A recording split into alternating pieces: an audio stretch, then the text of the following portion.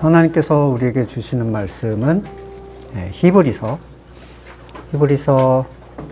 1장 1절부터 3절까지 말씀입니다. 하나님께서 옛날에는 예언자들을 통하여 여러 번에 걸쳐 여러 가지 방법으로 우리 조상들에게 말씀하셨으나 이 마지막 날에는 아들을 통하여 우리에게 말씀하셨습니다. 하나님께서는 이 아들을 만물의 상속자로 세우셨습니다. 그를 통하여 온 세상을 지으신 것입니다. 그는 하나님의 영광의 광채시요 하나님의 본체대로의 모습이십니다. 그는 자기의 능력 있는 말씀으로 만물을 보존하시는 분이십니다. 그는 죄를 깨끗하게 하시고서 높은 곳에 계신 존엄하신 분의 오른쪽에 앉으셨습니다. 아멘.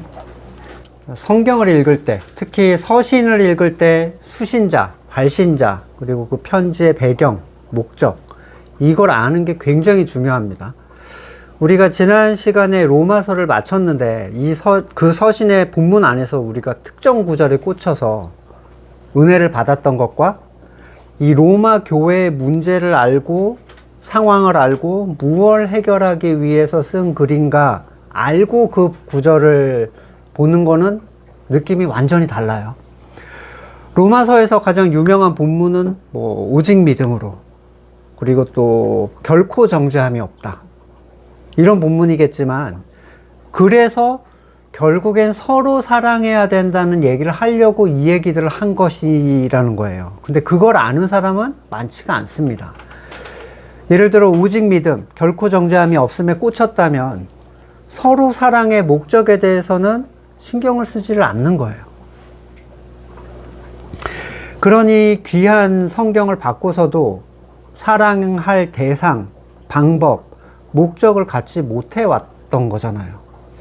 참된 공동체적 형제 간의 사랑이 없는 오직 믿음이나 또는 결코 정죄함이 없는 칭의는 아무런 의미가 없어요. 왜 의미가 없냐면 형제 사랑이 되지 않는다는 건 그가 교회됨에 대한 확증을 스스로 의심하게 만들기 때문이에요. 교회가 되어야 오직 믿음으로 인한 어떠한 것 또는 결코 정죄함이 없는 그 안전함에 대한 부분을 적용받고 확증받을 수 있는데 교회가 누군지 모르겠어. 그러니까 내용만 그냥 자꾸 적용하려고 하는 거죠. 이와 같이 히브리서도 이 배경과 기록 목적을 알지 못하면 한두 구절에 꽂혀서 엉뚱한 결론에 머무르게 될 확률이 굉장히 높습니다. 먼저 히브리서가 왜 히브리서인지 아는 사람도 별로 많지 않아요. 로마서, 에베소서, 빌립보서, 대부분의 서신이 다 지역 교회에 보내는 편지라서 그 이름을 가지고 있는데, 히브리서는 히브리인들에게라는 제목이에요. 그냥 히브리인들, 그러니까 유대 기독교인들에게 이렇게 대상에다가 보낸 거죠. 특정 지역에 보낸 게 아니라. 그러면 누가 왜 이 서신을 유대 기독교인들에게 보내게 됐는가? 먼저 발신자에 대한 기록이 편지 내에 전무합니다. 어떤 사람은 바울이라고 하고, 사실 바울의 문체가 전혀 아니다, 이런 사람도 있고, 아볼로라고 하는 사람도 있고, 브리스길라다, 또 바나바다, 썰들은 많아요. 근데 추측일 뿐이고, 교부 오리게는 히브리서의 저자는 오직 하나님만 아신다라는 얘기를 하고 그냥 추리를 멈췄어요. 보통 신약 성경에서 정경으로 채택이 되려면 중요한 기준 한 가지가 이 책의 저자가 누구인가, 그러니까 사도가 이걸 썼는가, 이게 기준이 돼야 되거든요. 근데 히브리서는 저자를 알 수 없는 책인데 어떻게 들어와 있는가?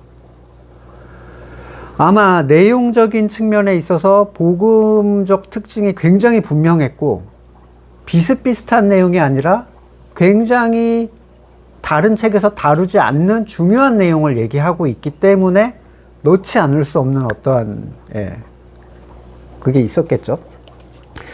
먼저 히브리서는 유대 기독교인들이 직면한 문제를 다루기 위해서 쓰여진 책입니다. 저작 시기는 아직 성전 제사가 이루어지고 있다라는 어떤 내용을 추측해 볼 때 티투스에 의해서 70년대에 다 완전히 무너졌잖아요, 성전이. 그러니까 그 전이다. 그래서 7, 80년대에 아마 쓰여졌을 것이다 추측을 해요. 그럼 이 책에서 다루는 중요한 내용이 뭔가? 이 배경을 알아야 책에서 주는 작은 그 각 본문들의 구절들이 더 분명하고 생생하게 다가올 수가 있는데, 다행스러운 건 이 기술가가 누구인지는 불분명해도 저작 목적이 아주 분명해요. 먼저 당시 유대 기독교인들이 처한 상황, 신앙적인 문제가 뭔지 알아야 될 필요가 있습니다. 유대 내에서 기독교인들에 대한 미움이 극에 달해 있었고, 64년에 네로가 대박해를 감행하죠. 뭐 이제 로마의 화재를 기독교인들한테 덤탱이를 씌워서 엄청나게 박해를 합니다. 근데 유대 기독교인들은 이런 핍박에 굉장히 지쳐 있었던 상황이었어요. 그리고 기독교 안에 이방인들이 대거 유입이 되면서 기존에 가지고 있던 율법적 가치에 대해서 매우 혼란을 느낍니다. 허망해지는 거예요, 점점. 유대 기독교인들은 특별히 율법에 의한 제사 의식이 사라지게 되면서 점점 더 불안해지기 시작했어요. 우리가 주일을 지키네, 뭐 부활절을 지키네, 11조를 지키네, 뭐 지키는 거 많았잖아요. 근데 그거를 멈췄을 때, 벗어나려고 했을 때 뭔가 불안하고 허전하고 공허한 마음이 우리한테도 들었다면, 그것을 위해서 살아왔던 사람들이잖아요. 이 사람들은 이 상실감이 우리가 생각하는 것보다 엄청나게 컸던 거예요. 그들이 행했던 율법의 행위적인 제사는 우리가 생각한 것보다 엄청나게 그 사람들한테 이 종교적인 안정감을 줬습니다. 우리도 보이지 않는 것을 보고 누리기 전까지는 굉장히 오랜 시간이 걸렸는데, 주일을 지키고 11조를 내고 교회 일 한두 개 정도 해야 안정감이 찾아오는 거예요. 주일을 빠졌다 그러면 불안해. 나한테 나쁜 일이 일어나지 않을까. 그런 것들. 실제 유대 기독교인들 사이에서 유대와 로마의 지독한 핍박, 그리고 사라져버린 율법의 의식에 대한 그 허전함으로 인해서 유대교로 돌아가는 일이 발생을 했어요. 그러니까 유대교로만 돌아가면 이 문제가 해결되는 거예요, 둘 다. 더구나 그들은 돌아가면서, 유대교로 돌아가면서 그걸 배교라고 생각을 안 합니다. 그리스도를 배신하는 거라고 전혀 생각하지 않았어요. 우리도 알다시피 로마에서는 유대교와 기독교를 구분을 두지 않았어요. 그냥 그게 그거다 이렇게 생각했죠. 하나님을 믿는 이런 식의 개념이에요. 그리고 유대 기독교인들 스스로도 이건 배교가 아니야 라고 생각할 정도로 이 신앙에 대한 지식이 없었어요. 거듭난 사람들의 배교, 이게 유대 기독교인들 사이에서 일어났던 것이 역사적 사실입니다. 이걸 막을 목적으로 쓰여진 히브리서에서는 그 문제를 끊임없이 언급하고 있고, 그래서 한구 연구를 주장하는 사람들에게 히브리서는 굉장히 불편한 책이 될 수밖에 없어요. 막아야 될 이유가 없잖아요. 떨어지지 않을 거면. 근데 역사적으로 그런 일이 계속 발생해왔고, 그걸 막기 위해서 쓴 책이라는 거예요. 이 책 자체가. 저작의 목적이 떨어짐에 대한 경고입니다. 히브리서는 20년에서 30년 정도나 이 기독교인으로 신앙생활을 했음에도 불구하고 옛 종교인 유대교로 돌아가고자 하는 유혹에 직면한 히브리인들의 신앙을 권면하기 위해서 그리스도의 우월성, 그 탁월성을 논증하는 방법을 사용합니다. 더 나은, 더 우월한, 이런 용어가 15차례가 사용이 됐는데, 그리스도가 천사, 모세, 또 레위의 제사장, 이것과 비교할 수 없이 우월하시고, 또 그분의 속죄 사역도 불완전한 구약의 제사에 비해서 영원하고 완전한 것임을 얘기함으로써 돌아가는 것을 막으려고 하는 거죠. 히브리서 기자는 오직 그리스도를 통해서만 하나님께 나갈 수 있다는 걸 말하면서 옛 종교인 유대교로 돌아가는 것은 그리스도로부터 벗어나는 것이고 배교이고, 거듭난 자의 이 배교는 구약 시대의 반역자들보다 더 엄중한 심판을 받게 될 것이다 라는 얘기를 분명하게 하고 있습니다. 항구 연구는요, 히브리서에는 씨알도 안 맥히는 얘기예요. 왜냐하면 저장 목적 자체가 떨어짐에 대한 경고거든요. 그리고 실제로 많은 사람들이 배교를 하고 떠나갔고, 히브리서는 로마서와 쌍벽을 이룰 정도의 그 교리적 내용을 담고 있는 서신이에요.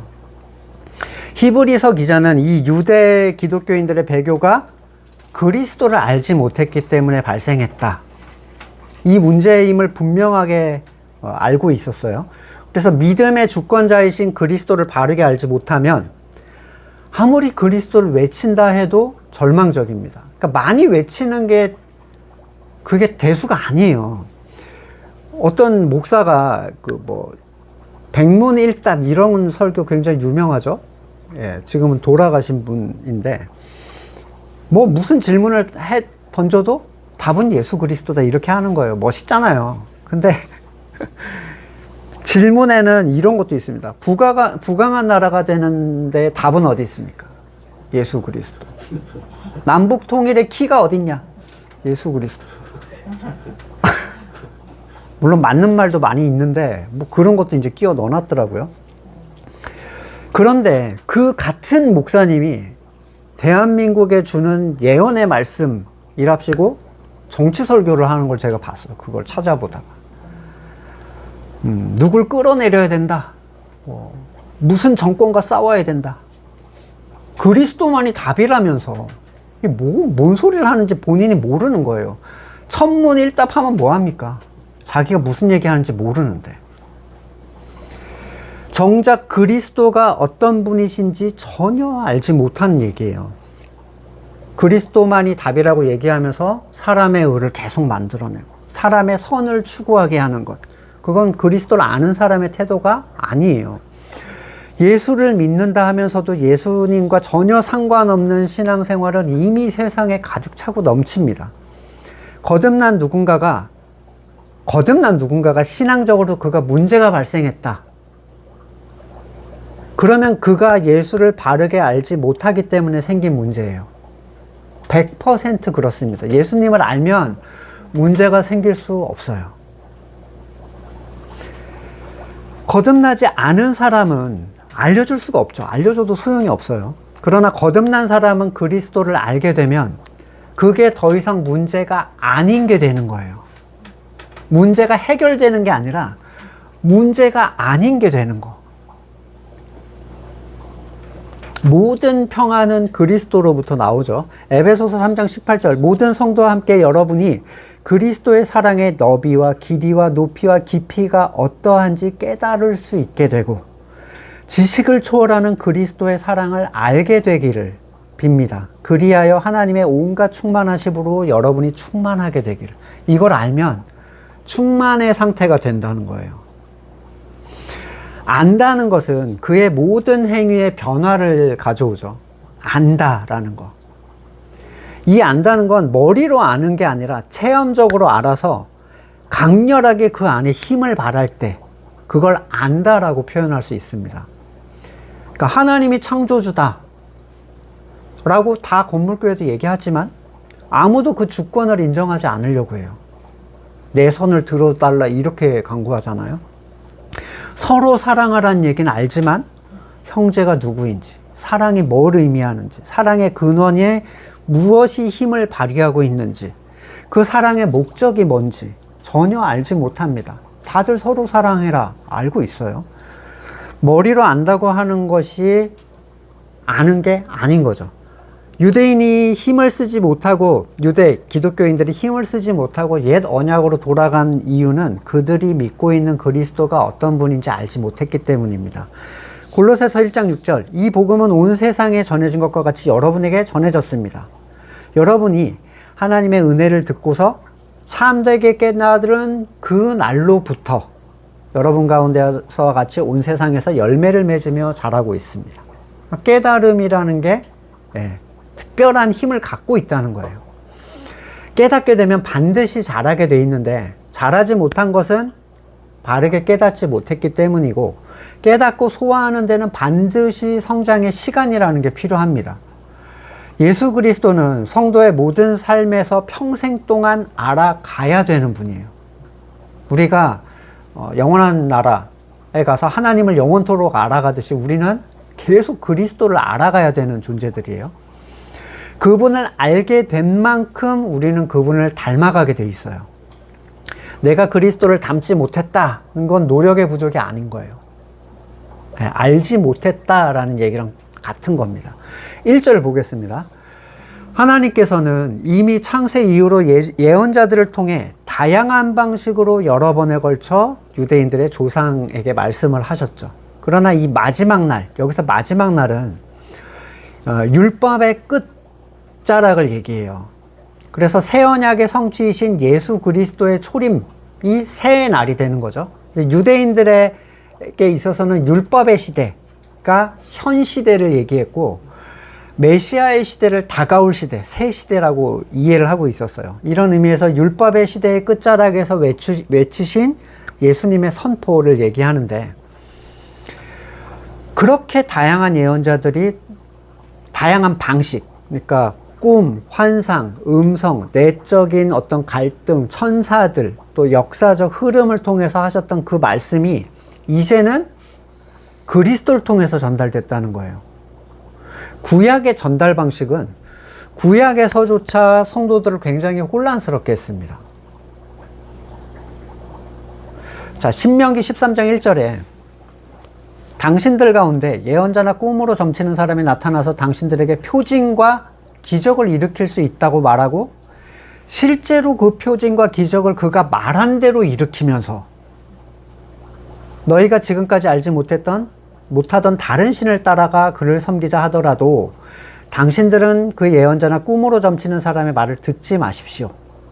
이것은 주 당신들의 하나님이 당신들이 정말 마음을 다하고 정성을 다해 주 당신들 하나님을 사랑하는지 알고자 하셔서 당신들을 시험해 보는 것입니다. 실제로 선지자라는 사람이, 예를 들어 목사라는 사람이 여러분 눈앞에서 표징을 일으켜요. 저는 표징 그런 거 1도 없는데 갑자기 막 손대면 막 벌떡벌떡 일어나고 금리빨로 바뀌고 아말감. 네. 그런 사람이 있었어요 실제로. 저희 근처에서도 체험한 사람이 하나 있는데, 거짓 선지자들이 하는 말이 하나님께서 하신 말씀과 다르다는 건 뭘 통해서 알 수 있죠? 구약에서 율법이요.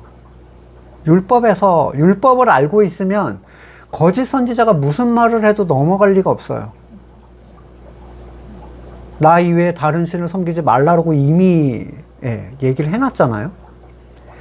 따라서 율법을 모르면, 이 모른다는 거는 체험적으로 모른다는 거죠. 머리로야 다 알고 있겠죠. 기적에 넘어갑니다. 이 율법을 모르면, 말씀을 모르면. 이미 다양한 방식으로 말씀하셨던 구약에서도 하나님의 말씀인 율법 기준 아래 모든 그 이적에 대한 해석을 둠으로써 이걸 구별할 수 있었어요. 기적을 일으켰어도 율법과 다른 얘기를 한다? 그는 거짓 선지자예요. 예레미야 23장 25절. 이런 사람이 굉장히 많았고 구약 때에도 이런 사례가 많았는데, 나의 이름을 팔아 거짓말로 예언하는 예언자들이 있다. 내가 꿈에 보았다. 꿈에 계시를 받았다 하고 주장하는 말을 내가 들었다. 이 예언자들이 언제까지 거짓으로 예언하며 언제까지 자기 마음속에서 꾸며낸 환상으로 거짓을 예언하겠느냐.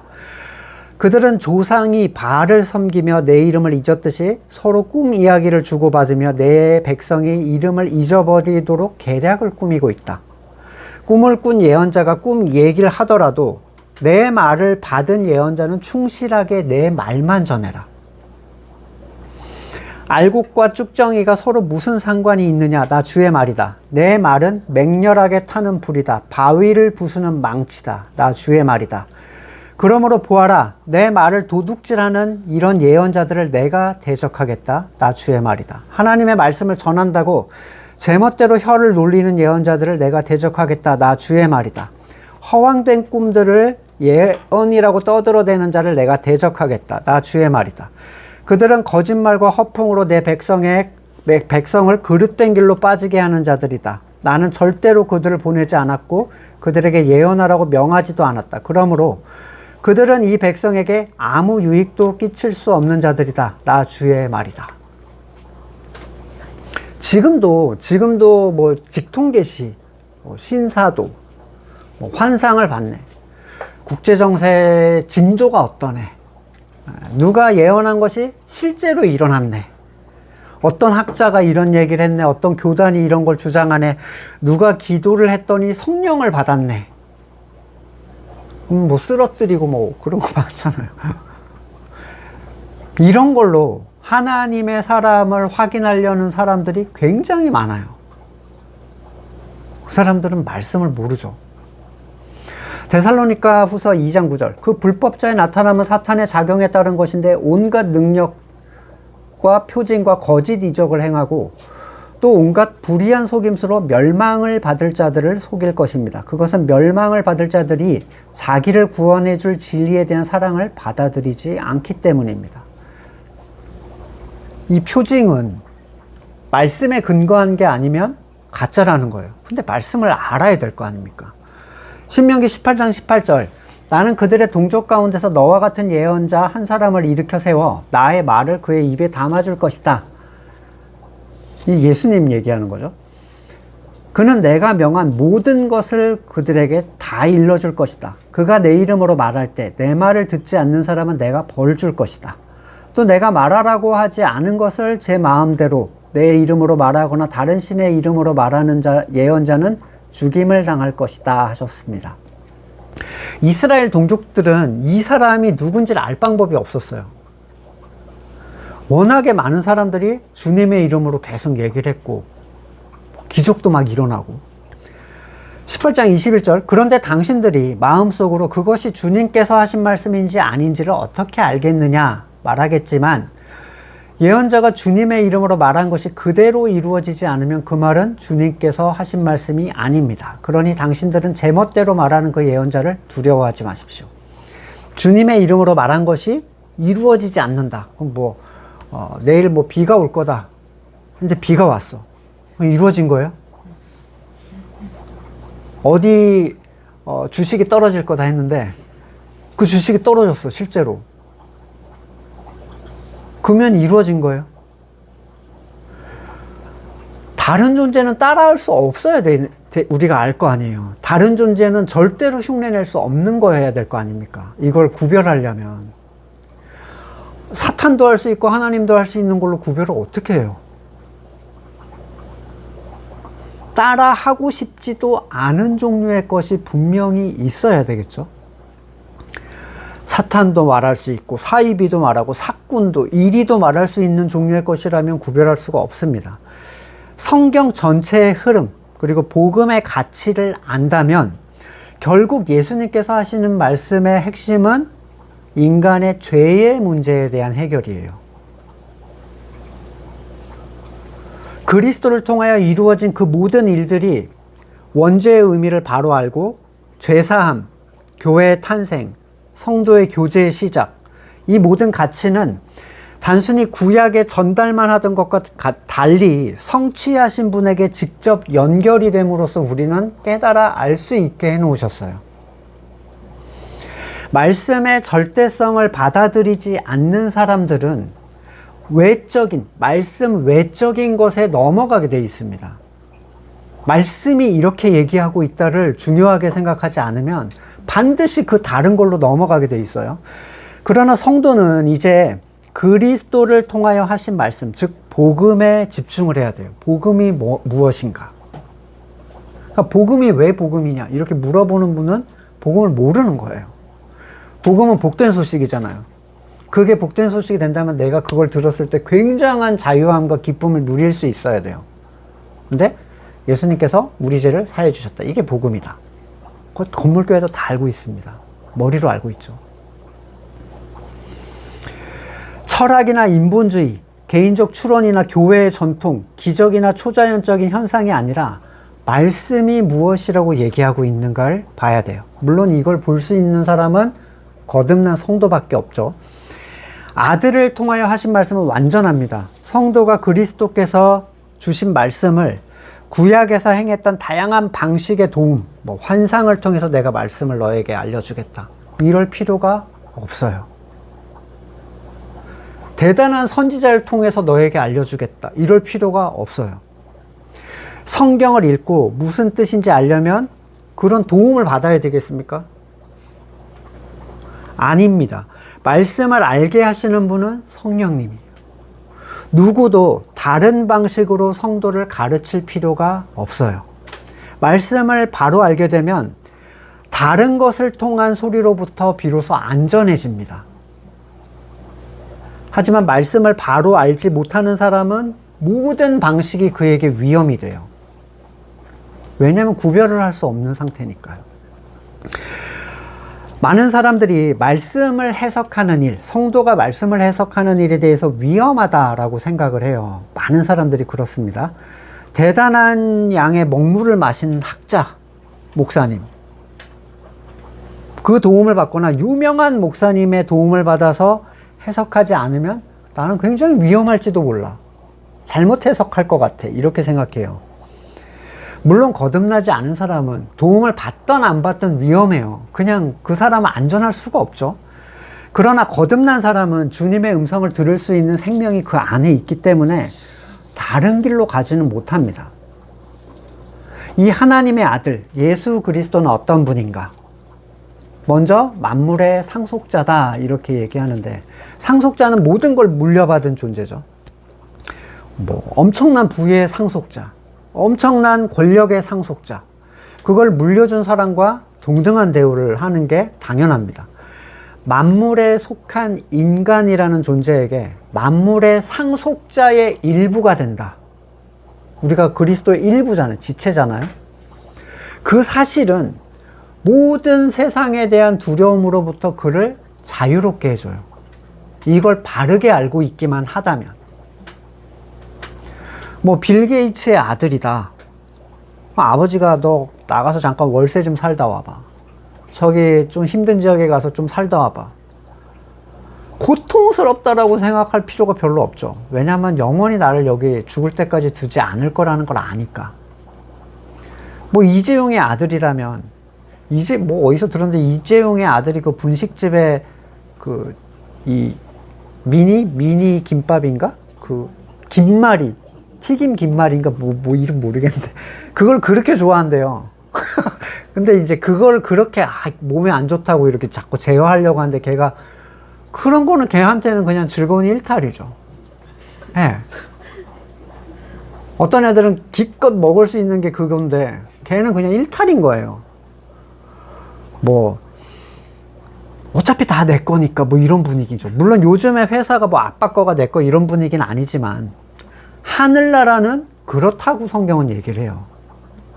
빌립보서 2장 9절, 그러므로 하나님께서 그를 지극히 높이시고 모든 이름 위에 뛰어난 이름을 그에게 주셨습니다. 그리하여 하늘과 땅 위와 땅 아래에 있는 모든 것들이 예수 이름 앞에 무릎을 꿇고 모두가 예수 그리스도는 주님이시라고 고백하며 하나님 아버지께 영광을 돌리게 하셨습니다. 로마서 8장 32절, 자기 아들을 아끼지 않고 우리를 위해 모두를 내주신 분이 어찌 그 아들과 함께 모든 걸 우리에게 선물로 거저주지 않으시겠습니까? 고린도 전서 3장 22절, 바울이나 아볼로나 게바, 세상, 삶이나 죽음이나 현재 것이나 장래 것이나 모든 것이 다 여러분의 것입니다. 성도에게 주어지는 가치는 눈에 보이는 가치 너머의 것이죠. 그리고 눈에 보이지 않는 가치는 눈에 보이는 가치를 훨씬 뛰어넘는 크기를 가지고 있어요.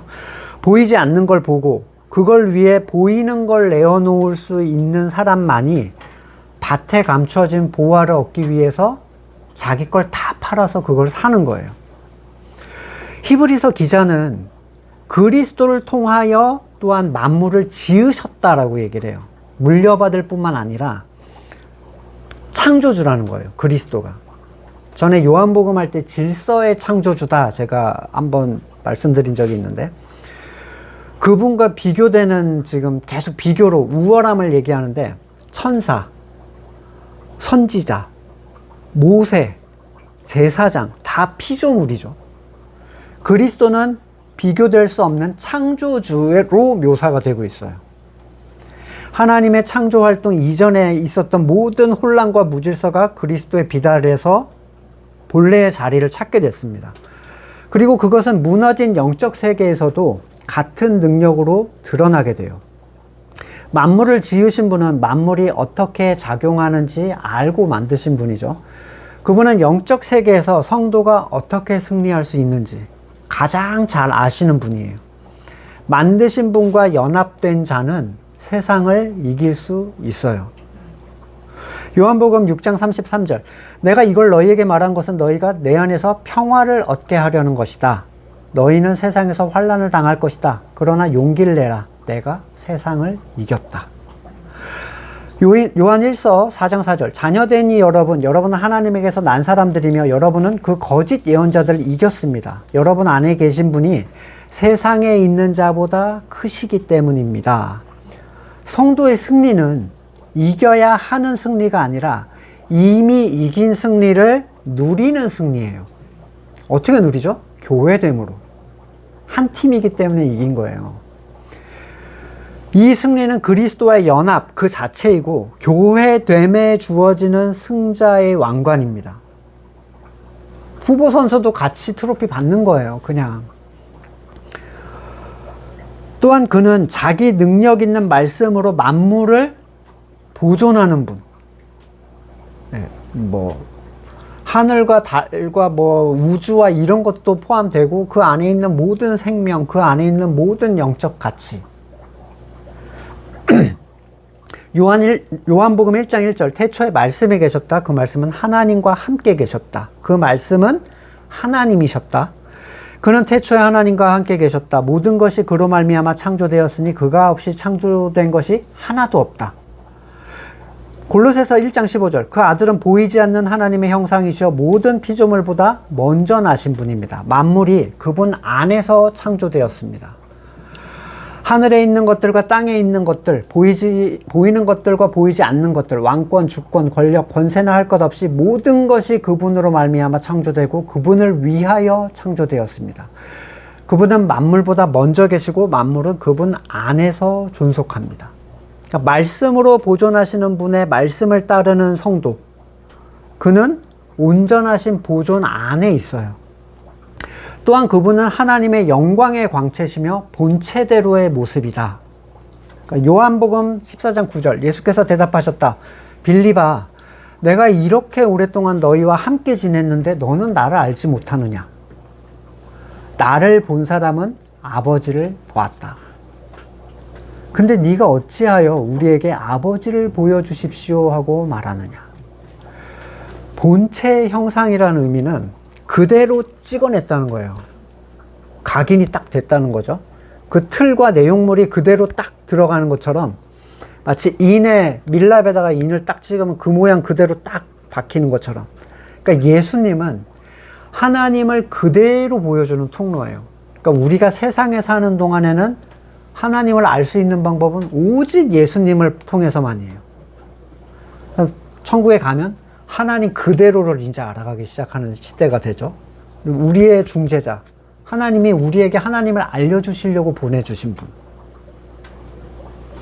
때로 우리는 그리스도와 세상을 막 이렇게 분리시켜서 생각하려고 하는 경향이 있어요. 근데 세상은 그리스도를 통해서 창조됐고 그분이 세상을 유지하고 계시는 분이에요. 그러니까 세상에는 쫄 필요가 없다는 거예요. 나머지는 너희에게 더해줄 테니까 걱정 좀 하지 말라니까 이거예요. 베드로후서 3장 7절. 그러나 지금 있는 하늘과 땅도 불사르기 위하여 동일한 말씀으로 보존되고 있고, 이 동일한 말씀은 창조한 그 말씀 그걸로 그대로 보존 유지도 그 말씀으로 되고 있다는 거예요. 경건하지 못한 자들이 심판을 받아 멸망을 당할 날까지 유지가 됩니다. 세상이 유지되고 있는 건 말씀이 붙들고 있기 때문에, 창조한 그 말씀이. 교회뿐만 아니라 세상도 말씀으로 보존이 되고 있어요. 여기서 말씀은 말씀이라고 사용된 이 원어가 좀 재밌는데 로고스가 아니라 레마로 보존이 되고 있다고 써져 있어요. 레마. 로고스와 레마의 차이는 뭐 몇 번 말씀드렸죠. 로고스는 진리, 그냥 이론적 측면에서의 말씀 그 자체를 얘기한다면 레마는 살아 움직이는 말씀. 입에서 나간 명령, 반드시 실행하게 만드는 명령인 거죠. 쉽게 말하면 바른 로고스가 레마로 그 사람한테 작동할 때, 작용할 때, 그 대상이 말씀의 힘을 받기 시작해요. 그러니까 이 작용해 주시는 분은 성령님이죠.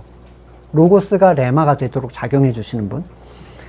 로고스로 깨달은 말씀은 이해죠. 감탄만 되는데, 레마로 작용이 되면 말씀을 행하고자 하는 강렬한 열망에 사로잡혀요. 행하지 않을 수가 없어. 그러니까 행해라 명령해서 하는 게 아니라 그게 소망이 돼버려요. 난 이렇게 해야 되겠어. 여러분 아까도 우리가 잠깐 예배 이 말씀 전에 얘기를 나눴지만 그 기존의 틀을 어떻게 빠져나왔느냐. 자기만 혼자 달랑 가족들 다 거기다 두고 끈끈한 그 권사님들 집사님들 같이 밥 먹고 좋아하던 그분들 어떻게 놔두고 왔냐. 벗어나게 하고자 하는 그 강렬한 열망이 도저히 견디지 못하게 만드는 거예요. 나는 여기를 벗어나야 되겠어. 그게 움직이는 거예요, 그 사람을.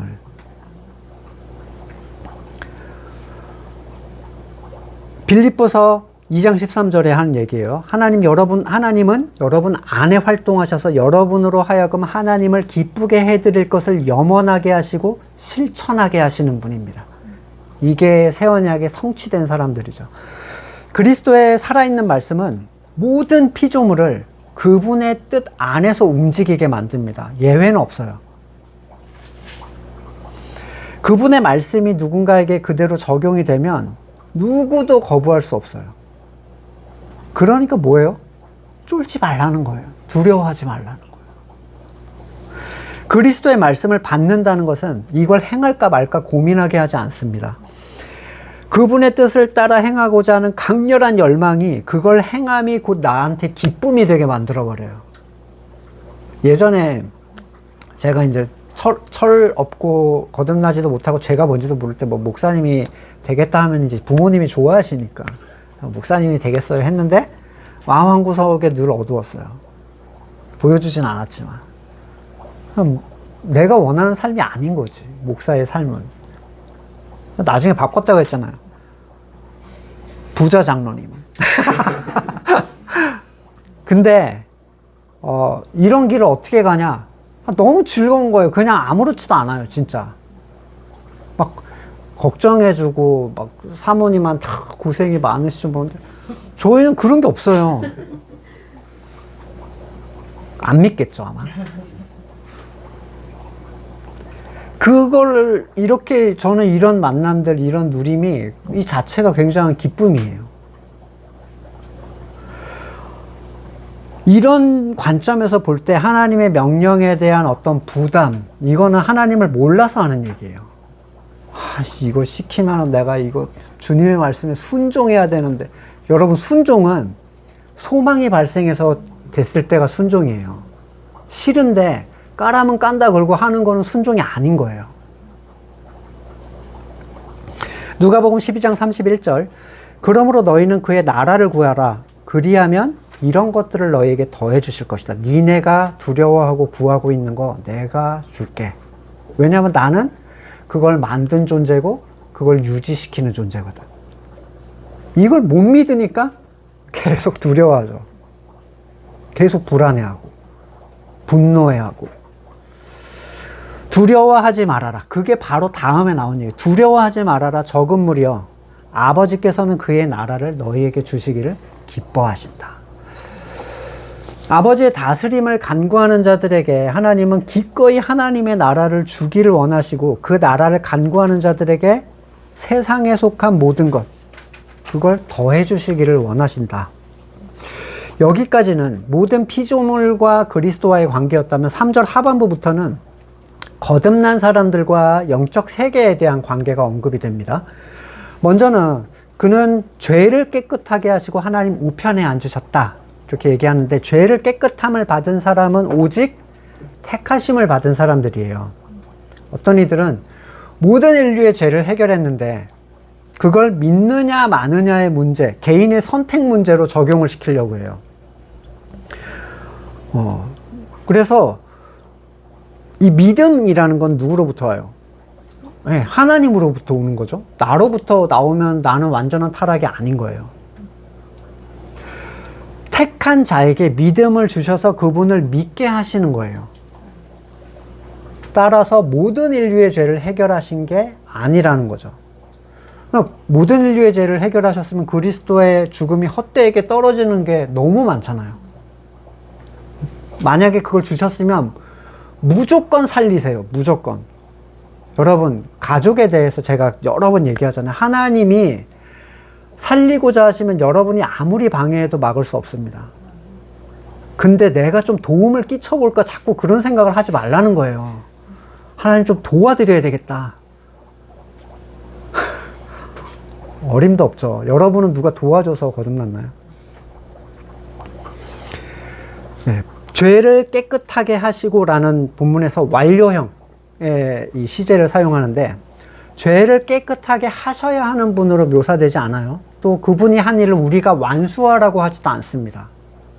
이 믿음으로 얻는 의는 이미 예수께서 완료하신 사건이고 거듭난 생명에게는 복음의 가치가 확고해지는 순간에 진짜 힘을 발할 수가 있어요. 하나님 앞에서의 의에 대한 완성은 예수님께서 이미 몸으로 성취하신 사건이고 성도는 더 이상 의를 얻기 위해서 행위적으로 뭐를 해야 될 필요가 없어요. 그는 그리스도와 함께 이미 율법에 대하여 죽은 존재이기 때문에 의에 대해서 안전합니다. 완료하신 후에 하나님의 우편에 앉으셨다라는 사실은 뭘 의미하죠? 첫째는 일을 완수하시고 자기 본래 자리로 돌아가셨다라는 거예요. 원래 거기서 오신 분인데 끝내고 딱 돌아가셨다는 거. 두 번째는 하나님의 우편은 아들 되시는 그리스도의 심판의 자리예요. 이제 심판의 때만 남았다는 건데 요한복음 5장 27절 아버지께서 아들에게 심판하는 권한을 주셨다. 그것은 아들이 인자이기 때문이다. 우리는 로마서에서 하나님의 공의에 대해서 얘기한 적이 있어요. 공의라는 원어는 기준을 정하는 측정자라고 얘기를 했는데 그리스도가 바로 그 공의예요. 그리스도의 의에 합한 생활을 사는가? 그가 그리스도의 의만을 인정했는가? 그가 그리스도의 몸으로서 형제 자매와 연합하고 사랑했는가? 이게 기준입니다. 이 틀에 들어가면 되는 거예요. 너무 쉽게 해놓으셨죠? 너무 쉽게, 거듭난 사람한테는 너무 쉽게 해놓은 거예요. 마지막 날의 심판에 있어서 이 교회됨의 가치, 이게 교회 안에 있을 때 유지되는 가치거든요. 교회됨의 가치는 심판자와 한 몸을 의미하잖아요. 그리스도가 심판자인데 내가 교회야. 그러면 나는 심판자의 자리예요. 그 존재도 심판자로 세워준다는 거예요. 마태복음 19장 28절. 예수께서 그에게 말씀하셨다. 내가 진정으로 너희에게 말한다. 세상에서 인자가 자기의 영광스러운 보좌에 앉을 때 나를 따라온 너희도 12보좌에 앉아서 이스라엘 12지파를 심판할 것이다. 그러면 이 12제자만인가? 고린도전서 6장 2절. 성도들이 세상을 심판하리라는 걸 여러분 알지 못합니까? 세상이 여러분에게 심판을 받겠거든 여러분이 아주 작은 사건 하나를 심판할 자격이 없겠습니까? 우리가 천사들도 심판하리라는 걸 알지 못합니까? 그러한데 하물며 이 세상 일이야. 그리스도를 안다라는 것은 여러 가지 차원에서 성도한테 굉장히 근본적인 힘을 줘요. 모든 것의 창조자, 상속자, 보존자이신 예수 그리스도를 통하여 우리는 세상으로부터의 두려움으로부터 자유로워질 수 있어요. 왜냐하면 그분과 우리가 하나니까요. 또한 죄를 완전히 해결하시고 하나님의 우편에서 심판자 되시는 그리스도와 한 몸 된 존재로서 종말에 대한 두려움으로부터 자유로울 수가 있어요. 당신이 교회라면 이란 얘기예요. 이 어마어마한 가치를 알지 못하니까 굉장히 혼란스러웠던 거예요. 이 유대 기독교인들이. 그래서 원래 자리로 돌아가려고 했죠. 이건 그냥 자기 암시를 통해서 얻어지는 게 아닙니다. 하나님은 이거니까 나도 이거야. 이게 아니라 확증되는 건 뭐죠? 교회됨이에요. 교회됨의 확증이 없으면 그냥 자기 암시로 자꾸 이걸 적용해야 되는데 그런 적용은 불안할 수밖에 없어요. 성도의 모든 연약함은 그리스도를 알지 못함으로부터 나옵니다. 그래서 하나님을 힘써 알자 계속 그 얘기를 하는 거죠. 모든 근심, 걱정, 유혹, 연약함, 그리스도 안에서 다 해소가 됩니다. 우리는 과연 그분을 바르게 알고 있는가? 하나님의 말씀이 우리에게 레마로 적용되는 순간, 우리는 그분 안에서 행함이 기쁨이 되는 걸 누리게 될 겁니다. 말씀을 놓고 같이 기도하겠습니다. 우리가 수십 년 예수를 믿는다라고 얘기해 왔고 고백해 왔지만 진짜 예수님을 알고 있는가? 정말 나는 세상의 유혹과 두려움으로부터 자유한가? 그렇지 못하다면 아직 못하는 거예요. 근데 이것들을 정말 알려주시기를, 예수 그리스도를 통해서 하나님을 알 수 있기를 위해서 같이 잠깐 기도하고 제가 기도하고 마치겠습니다. 모든 것의 창조주이시며 상속자이시며 또한 보존하시는 예수 그리스도의 이름을 찬양합니다. 그분의 몸에 접붙임을 받았지만 우리는 세상의 유혹에 대하여 얼마나 연약하고 세상의 위협에 대하여 얼마나 두려워하는지 모릅니다. 그리스도를 알지 못하기 때문입니다. 예수 그리스도 안에 드러내 주신 하나님의 영광을 아는 지혜를 우리에게 허락하여 주시옵소서. 이제는 우리 구주 예수 그리스도의 은혜와 하나님의 사랑과 성령의 교제케 하심이 그리스도와 온전히 연합한 자가 되기를 소망하는 우리 성도들과 그의 삶의 자리 가운데 지금으로부터 영원까지 함께 하시기를 간절히 축원드립니다. 아멘.